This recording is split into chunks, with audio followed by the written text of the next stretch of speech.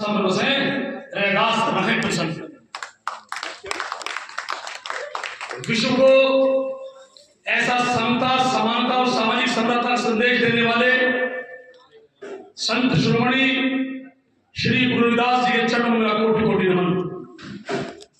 मेरा कोटि कोटि नमन उस महापुरुष को इस समरसता और समानता के सिद्धांत पर विश्व के सबसे बड़े लोकतांत्रिक राष्ट्र भारतवर्ष के महान संविधान की रचना की परम पूज्य बाबा साहब डॉक्टर भीमराव अंबेडकर जी को मेरा नमन। वंचित वर्ग में और इस देश में पैदा हुए तमाम उन महापुरुषों को जिनकी वजह से हमारी, आपकी और इस देश की हस्ती कायम है। आज के इस महत्वपूर्ण कार्यक्रम में जिसको सजाया है गरीबदास जी और उनकी पूरी टीम ने, यहाँ पधारे संत श्रोमणी गुरु रविदास महापीठ के सम्माननीय राष्ट्रीय अध्यक्ष, हमारे बड़े भाई और पूरे देश में संत रविदास जी के विचारों के अलग जगाने वाले आदरणीय बड़े भाई सुरजीत जी, मेरे प्रिय भाई और उत्तर प्रदेश सरकार के दिव्यांगजन कल्याण बोर्ड के सम्मानित सदस्य प्रिय भाई धर्म सिंह एडवोकेट जी, मान्य कोषाध्यक्ष जी, अयोध्या से हमारे बीच पधारे गौरव पांडे जी, क्योंकि जंगल में मोर नाचा किसने देखा। सारे लोग अगर रैदासी इकट्ठे होकर के आपस में केवल गाते बजाते रहेंगे तो देश में संदेश गर्ग साहब देगा कौन। कम से कम वहां जाकर के कि राष्ट्र के लिए, समाज की एकता के लिए, समरसता के लिए संत रविदास जी के मिशन से जुड़े लोग काम कर रहे हैं, इस बात की चर्चा गौरव पांडे जी और गर्ग साहब जब अपने परिवारों में बैठ करके आप करेंगे तो शायद जो सामाजिक विमर्श ऐसा बना रखा है लोगों ने जानबूझ करके दलितों के खिलाफ, उसमें शायद कुछ सुधार होने की संभावना बढ़ेगी। मंच पर मौजूद मेरे साथ राष्ट्रीय प्रवक्ता के रूप में काम कर रहे नोएडा से पधारे बड़े भाई राजवीर सिंह जी, राष्ट्रीय उपाध्यक्ष सहारनपुर से पधारे अशोक भारती जी, और मेरे बड़े भाई और विश्वविद्यालय के वरिष्ठतम प्रोफेसर जो कुलपति को छोड़ करके सारे पदों पर रहे हैं, और माननीय राष्ट्र अध्यक्ष जी ने कहा है कि प्रोफेसर शैलेंद्र कुमार गौरव जी जो महापीठ के राष्ट्रीय उपाध्यक्ष भी हैं कि अगले कुछ दिनों में संत रविदासिया समाज का एक कुलपति गौरव जी के रूप में ऐसा होगा, ऐसी उम्मीद है।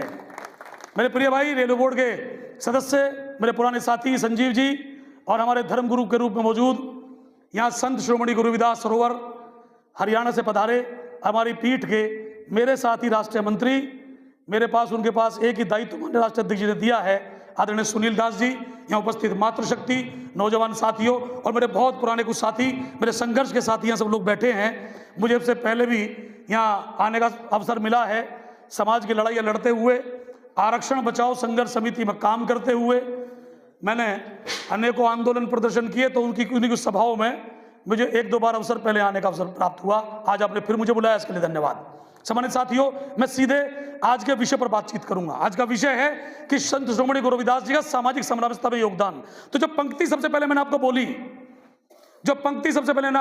बोली कि ऐसा चाहूं राज में जहां मिले सबन को अन्न और छोट बड़े सब बसे, रैदास रहे प्रसन्न, और इस संदेश को देकर के संत श्रोमणी गुरु रविदास जी ने अब से सैकड़ों वर्ष पहले भारत की उस समय की असमान धरती पर समानता और समता और समरसता का संदेश देने का काम किया।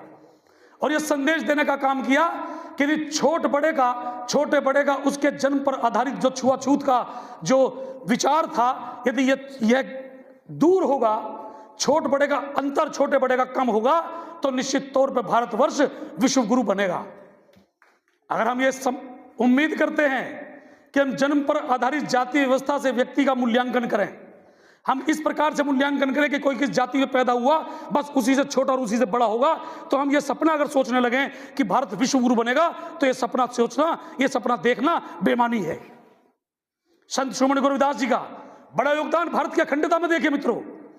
जिस समय सिकंदर लोधी की तलवार के सामने लोग झुककर के इस्लाम कबूल रहे थे, या फिर दिनार में कुछ पैसे में अपना ईमान बेच करके इस्लाम कबूल रहे थे, मैं गर्व करता हूं कि मैं ऐसे महापुरुष की औलाद हूं, मैं उस वर्ग में जन्मा हूं जिस वर्ग में संत शिरोमणि गुरु रविदास जी जन्मे, जो सिकंदर लोधी के सामने ना बिके ना झुके, उसकी तलवार की धार भी मेरे संत शिरोमणि मेरे गुरु को झुका ना पाई।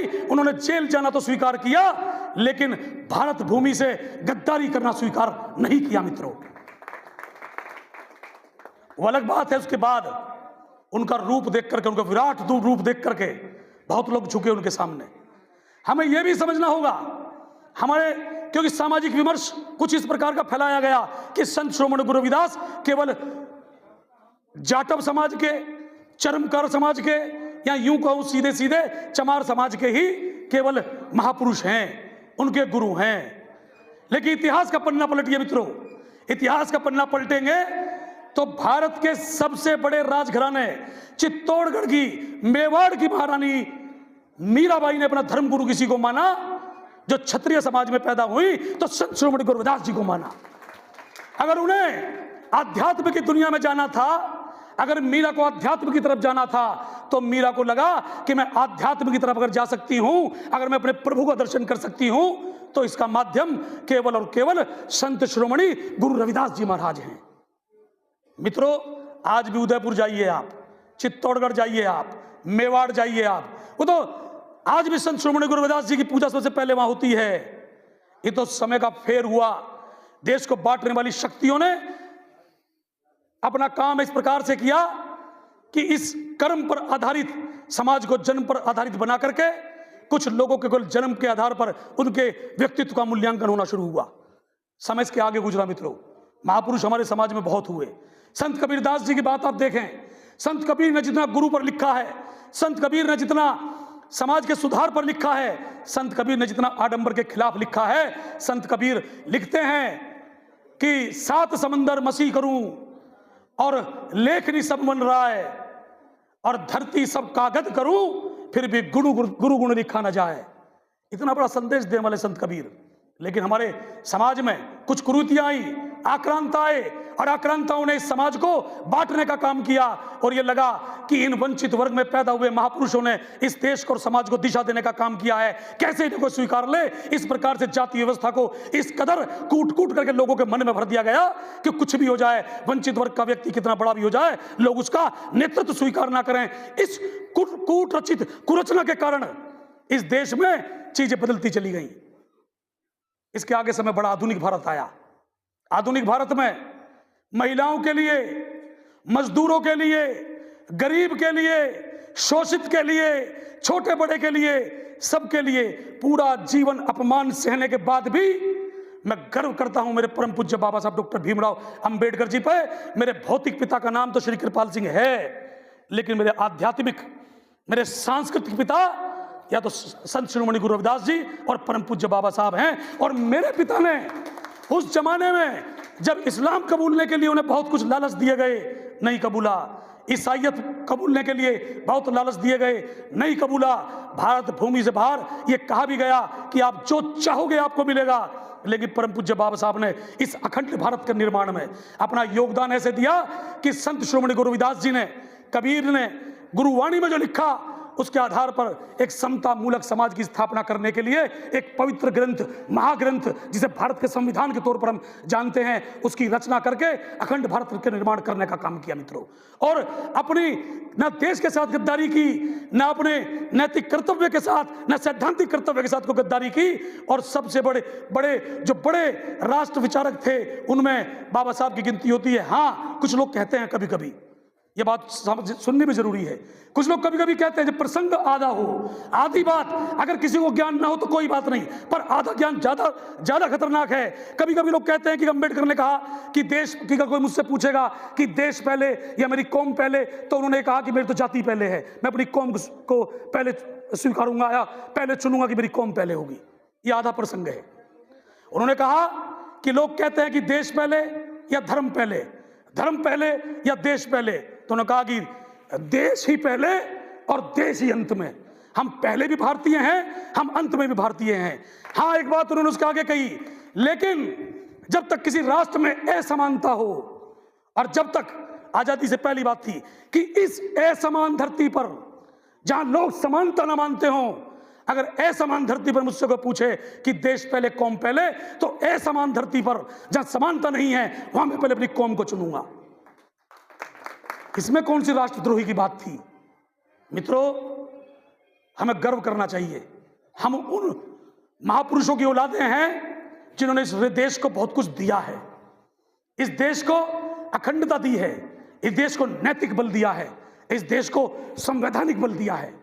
हमारी जिम्मेदारी बनती है कि हम अपने महापुरुषों के रास्ते पर चल करके इस राष्ट्र निर्माण में अपना सहयोग करें, छोटी जातियों के हिसाब से ना बटें।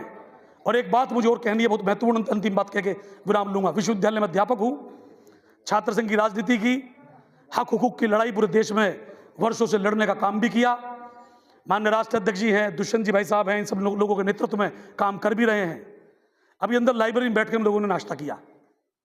मेरा निवेदन है आप लोगों से, परम पूज्य बाबा साहब कह करके भी गए हैं, और ज्योतिबा फुले जी ने भी लिखा है कि शिक्षा बिन मति गई, और मति बिन तो बहुत कुछ होता चला गया।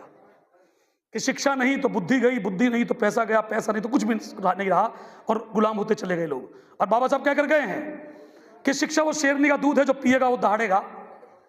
ये जो लाइब्रेरी है ना, ये वही पौधशाला है। हमारा आग्रह है माननीय गरीबदास जी, उस सहयोग को हमसे भी आप चाहेंगे तो हम भी देंगे।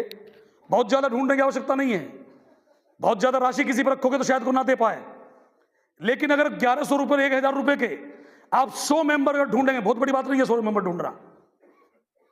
आप किसी पर बड़ी राशि की बात करो तो आदमी पीछे हटता है, पर 1000 रुपए की राशि के 100 लोग ढूंढेंगे तो 1 लाख रुपए में ये लाइब्रेरी अच्छी हो सकती है कि इसके अंदर कुछ किताबें अच्छी होंगी, कुछ सेफ अच्छी होंगी, कुछ टेबल अच्छी होंगी, किताबों का डोनेशन मेरे जैसे प्रोफेसर साहब जैसे और तमाम लोग जो बैठे हैं पढ़ने लिखने वाले, जो पढ़ लिख करके यहाँ तक पहुंचे हैं, उनके पास जो किताबें घर में बिना किसी काम की रखी हैं, वो कंपटीशन की किताबें यहाँ काम आ सकती हैं।